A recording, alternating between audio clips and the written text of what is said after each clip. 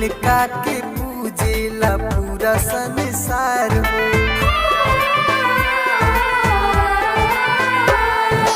बाड़ी हो मैया मोर शेर पे सवार हो, इनका के पूजेला पूरा संसार हो।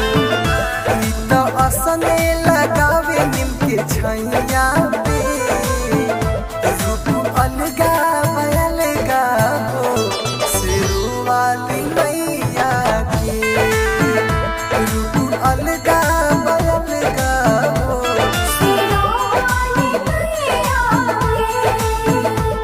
शेरू वाली मैया के।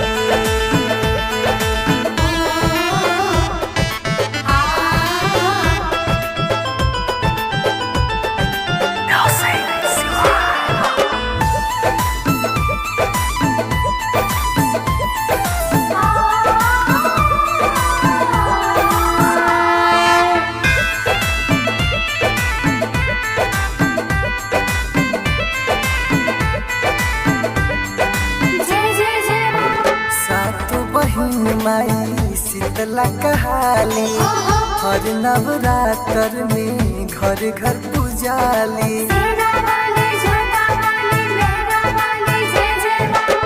सातो बहिन माई शीतला कहाली, हर नवरात्र में घर घर पूजाली।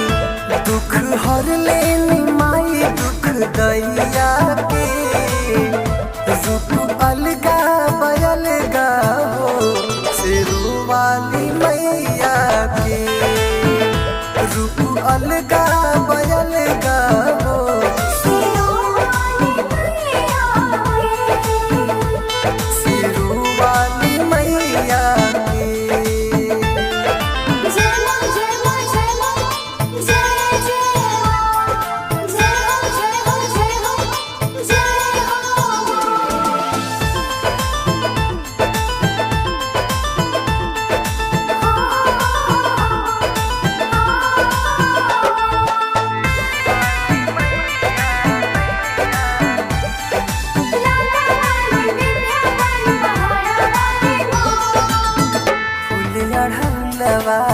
बड़ी मन भावे माई के भजन मिथुन भूपत गावे।